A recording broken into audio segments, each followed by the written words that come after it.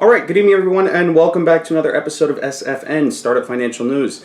My name is Julien Meyer. I'm your host. Today is Friday, July 19th, 2019, and let's get right into today's show with what you need to know. First, we are experiencing record highs here in the United States on all major economic fronts. That being said, all the major indices are down today. Anyway, with this recent boom for the U.S. economy, there are no signs of a slowdown, and related to startups and venture capital, it appears that this economic boom will lead to nothing more but the continuation of exorbitant VC funding. More on that on today's show. Next, let's get into today's top headlines. First, we have President Trump saying that the Federal Reserve's interest rates here in the States are way too high when compared to the rest of the globe. In our feature story of the day, the Wall Street Journal has published a front-page story discussing WeWork's Adam Neumann, who is selling not just part of a stake, as the story tells, but a significant part of his stake in the company pre-IPO. Very interesting. We're going to be talking a lot about that today. Microsoft hits record highs this week. We have a big earnings week ahead. And finally, Amazon is continuing to fight for the healthcare space, pushing PillPack and threatening to sue companies that do not allow it to access patient data. How are your markets performing? The Dow is down 0.24%, the Nasdaq is down 0.74%, and the S&P 500 is down 0.61%. So, ladies and gentlemen, welcome back to the program. Welcome back to Startup Financial News. For those of you joining us on YouTube, welcome back. If you've been with us on YouTube before, for those of you listening to the podcast, welcome back as well. We've been on hiatus for a few weeks, as we have alluded to on the last few episodes. We were still trying to figure out the programming for this episode and how it ties in to a lot of the other initiatives that we have going on here that Startup Financial News and our parent company, which is now called North Star. So we're going to be discussing that in the coming weeks. A lot of exciting stuff going on. Also some exciting stuff happening with networks, news networks, that we have been in talks with for the last few weeks, which was part of the reason we could not be on air. But we finally got the all clear. We're back, and we're excited because we are bringing the video component back to the show. So if you'd like, you can tune into YouTube. If you're on YouTube, welcome. You can follow us on the Startup Financial News YouTube page. That's where these shows are going to be posted. They will be posted shortly after the recording of the program, much like the podcast is. And we're going to continue to do so as best we can because now we have an entirely mobile setup. So the goal here is to basically be able to point and shoot, set up the microphone, and be able to record from anywhere so that we don't have any more interruptions or hiccups in the programming for Startup Financial News. That being said, the final production schedule has not been set. So we will, as you know, be deciding between continuing with the daily content format or moving to a weekly format. For the time being, we're just going to put some episodes out. So what better event, if you will, to bring the show back from our little summer hiatus here than with this story today, folks, from the Wall Street Journal. Very, very interesting front page story from July 19th, 2019, Friday, as you can see here. So, front page story, we have WeWork's Adam Neumann selling part of his stake in WeWork. But as we said, it's not just a part of his stake. It's a relatively significant stake, considering that this is a pre-IPO sell. Something that is very rare, very strange. Very, very strange. If you know anything about how startup founders make money. This is a very, very strange move. And all signs would point to, from an analyst standpoint, from an outsider looking in, all signs would point to maybe things aren't as rosy as WeWork has been trying to paint. And this has been an ongoing theme. This has been something recurring. It's a topic that we spoke about plenty of times on the show in the past. Plenty of times in the past here.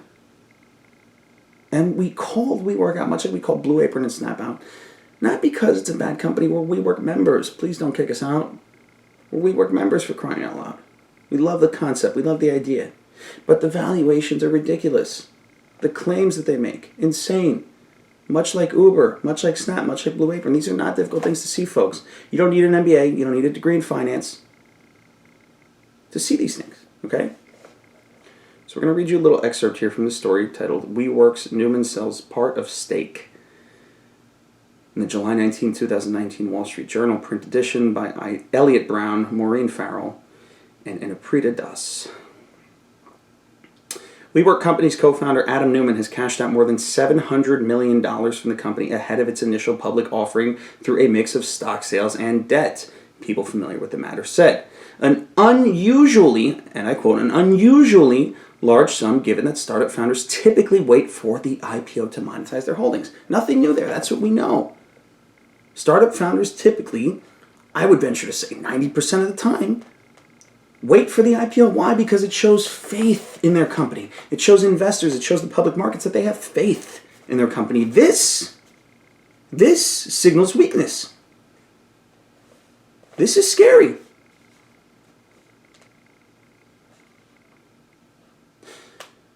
I continue on. Mr. Neumann, who is chief executive of the shared office-based giant and remains its single largest shareholder, over several years has sold some of his stake in the company and borrowed against some of his holdings, the people said. The exact size of Mr. Neumann's current ownership in WeWork couldn't be learned. He recently set up a family office to invest the proceeds and has begun to hire financial professionals to run it. No surprise there, they said. Investors in startups have generally frowned upon founders who cash out large chunks of shares ahead of a public markets debut because it raises questions about their confidence in the company. Okay, now the story continues on to talk about, on the other hand, the opposite viewpoint of this, which is that some saying that Mr. Neumann said is borrowing against some of his WeWork. Let's turn the page. But I tell you folks, I mean, there's nothing that we can say that is going to be able to justify this. Indicates that he is bullish on the company's long-term prospects. Since WeWork was founded 9 years ago, he invested more than $80 million. Well, that doesn't make sense. Mr. Neumann said his borrowing against some of his WeWork shares indicates that he is bullish on the company's long-term prospects. Oh, because he can borrow against it. Again, ridiculous. These are ridiculous claims. This is the idiocracy that's going on with startups today. This is the bullshit that we're dealing with, and this is the story that we want to profile because it speaks to the more major issue here, which isn't that Neumann is selling his shares. It's not that he's cashing out close to $1 billion. What? Yeah, close to $1 billion. We said 700 million. Yeah, it's 700 million, close to $1 billion. He's cashing out close to $1 billion pre-IPO. It speaks to the larger issue here. Speaks to the big problem we've been trying to highlight here at Startup Financial News for so long, which is that these guys don't get hurt. Neumann doesn't get hurt. SoftBank doesn't get hurt. Venture capitalists don't get hurt. Every significant major bubble in economic history goes through this exact time frame that we're living through with startups right now. There's nothing new here. There's nothing we haven't seen before. In fact, if you're an Audible person, you like to listen to books on tape, or if you have a Barnes & Noble close to you, pick up a copy of Barbarians at the Gate, the R.J.R. Nabisco story in the KKR takeover. In the epilogue of that book, it goes on to detail how the era of corporate writers and junk bonds in the 1980s, late 1980s, led to severe economic downturn. Okay, but nobody cared. Just like nobody cared pre-housing crisis. Nobody cares pre-crisis because there's too much money to be made. And those that should care are the only ones who can see it, because the general public doesn't pay attention to the economy like this. It has nothing to do with that they're not smart. It has nothing to do with that they can't see these things. But in general, the general population, A, doesn't know what to look for when they're paying attention to the economy, and B, just doesn't have the time to do so. And it says nothing. It says nothing about their level of aptitude. It says nothing about their smarts. It's just a fact of life. Right? And so because of that, you have these programs like ours that are seen as, I don't even know how to put it. I guess we're seen as on the outskirts. We're anti the public opinion of what's going on in startups. Everybody's patting themselves on the back. Oh, good job. You just raised this money. And we're sitting here saying, wait a minute. There's a problem here. Let's look deeper. You have a company like WeWork here, right? WeWork, over the last few months, has struggled significantly, okay? They've had to do restructurings. They lost a huge, or not lost, but Their last massive venture capital round that was supposed to come from SoftBank was severely cut. They have this signaling now from their largest shareholders selling off a huge stake that perhaps things aren't going so well as they'd like us to believe. And it makes you wonder, right? It makes you start to question these things. It makes you start to look deeper. And as you look deeper and as you start to think about what was going on in the 80s, what was going on in the 2007 to 8 period, there's too many people at the top making too much money. So who really gets hurt in these bubbles?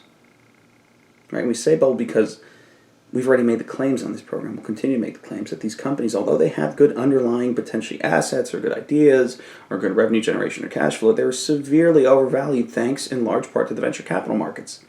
So what ends up happening with these overvaluations is that you create this kind of heroin needle addiction to capital for these companies, right? They need capital, and they need more and more and more and more and more until what? Until they have to go public or they get acquired, right? And when they get acquired, oftentimes what you see is that these companies were severely overpaid for, right? Look at the story of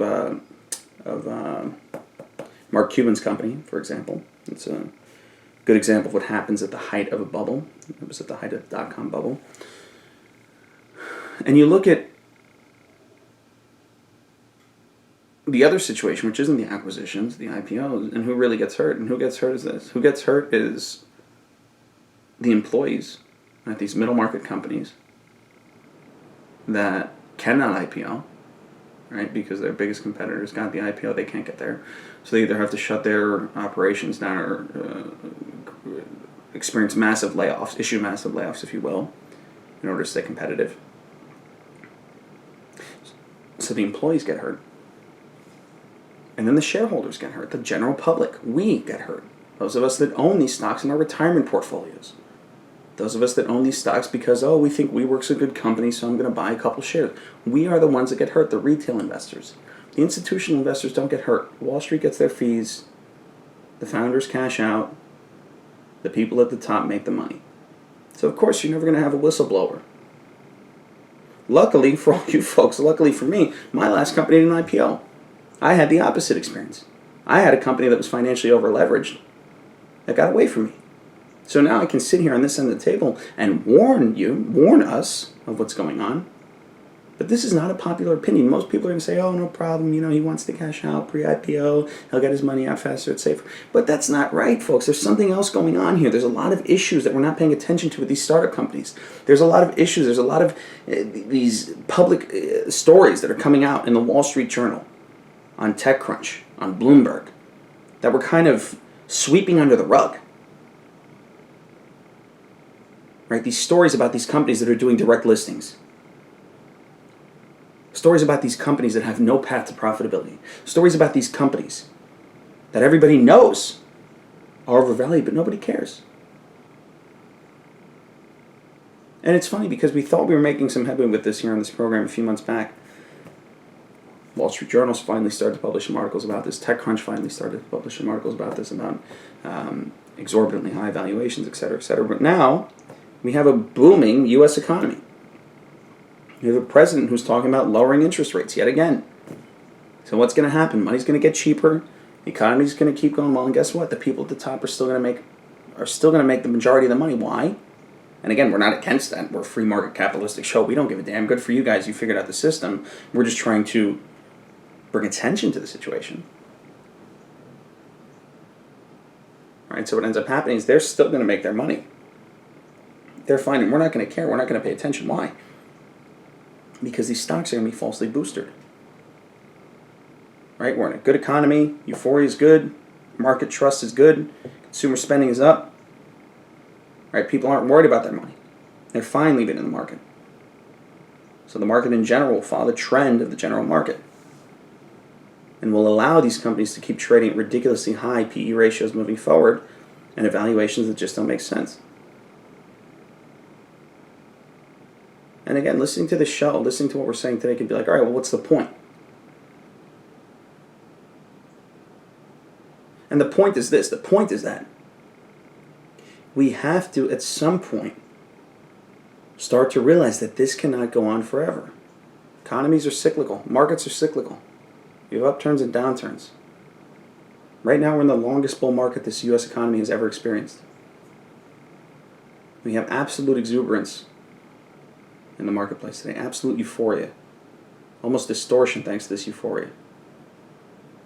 We have everybody that believes they can make money because their stock prices have only ever gone up. We have an entire generation of people that have picked stocks, put them into their portfolio, have them in a retirement account, that think they're geniuses. Geniuses because they've only lived through a bull economy. And that is scary. That, combined with the fact that a lot of these startup companies are a house of cards with really piss-poor business models, ridiculously high valuations thanks to the venture capital markets, unrealistic goals that they know they will never hit, which is why you would see something as wild as this as a founder of one of the biggest unicorn startups ever cashing out pre-IPO. That's why you start to see stuff like this. And that's what's scary. Like we said, that's why we're trying to bring attention to this.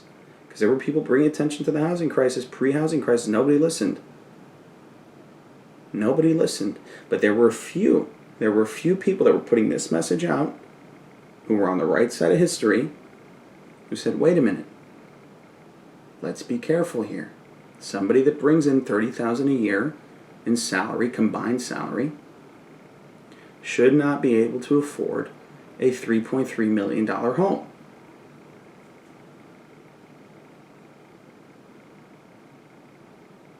Does that sound familiar? Oh, but it's okay. You know, the bank says we can do it. Market supports it. You know, they're doing it. Does that sound familiar at all to what's going on when people talk about startup stocks today and startup companies? Everybody today. Every stock genius.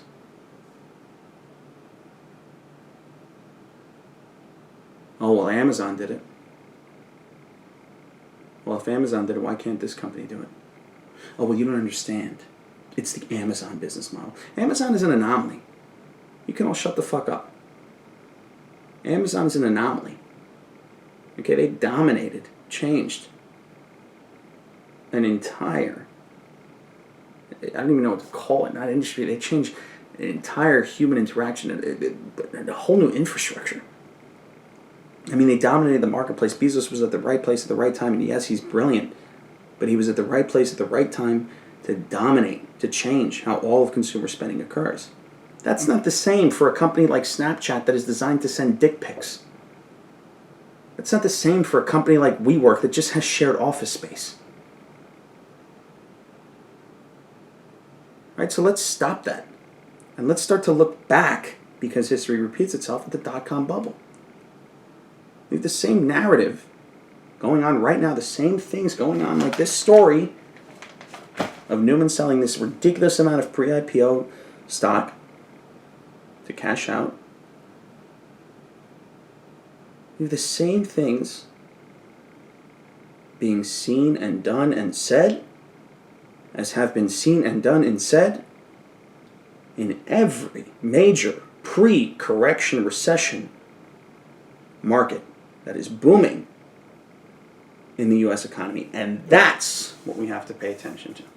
Because that is extremely important, not just for the listeners of this show that enjoy it, for the programming, but for the listeners of this show that are running startups. Why? Because you're dependent on this model. You're dependent on the venture capital, the funds flowing freely. And we have to, from an ethical standpoint, seeing this stuff, be the voice of reason and say, okay, play it while you can. Right? Milk it while you can, but be aware. That's the most important thing. Be aware. Don't be scared. Don't be any of that, but be aware of what's going on so that you can start to plan ahead, because that's your job as an entrepreneur. That's the job of this program. That's what we're always trying. That's the kind of news, that's the kind of information we're trying to bring to our listeners, our viewers now, is the common sense information that entrepreneurs need to succeed and thrive. And you have to be able to look ahead. You have to be able to look months, potentially years ahead if you want to succeed. And I really do thoroughly hope and pray that a lot more founders are paying attention to this than I think they are. Because like I said before, the sad part here is that, yeah, some founders will get hurt. I got hurt. Some founders will lose their companies. But the real people that get hurt are the workforce in those companies. The employees that are used to this job, that are used to this soft, cushy job that's funded in large part thanks to VCs. And when that money runs out, that money dries up, and they don't have a job anymore, and a lot of these jobs have been replaced by automation, that's a scary thought.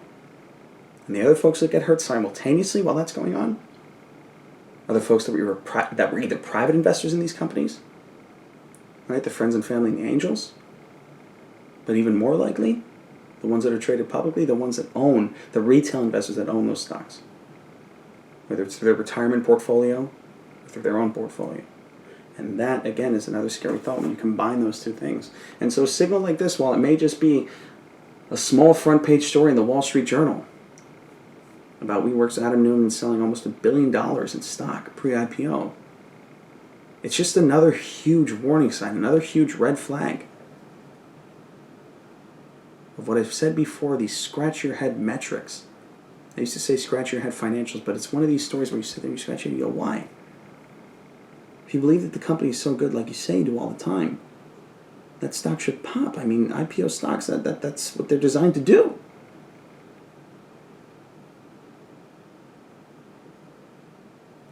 So it's stories like this that worry us. And it's stories like this that we need to pay attention to because we need to be able to see what's ahead as entrepreneurs in the VC marketplace. And what's ahead in the VC marketplace, what's ahead in the investor marketplace relies heavily on what's going on in the overall economy. So it's very easy now. It's been very easy the last 4 or 5 years to raise capital. It's very easy now at the height of a bull market where interest rates are super low and the president is saying he wants them lower. It's very easy now to raise capital to the point where it's delusional.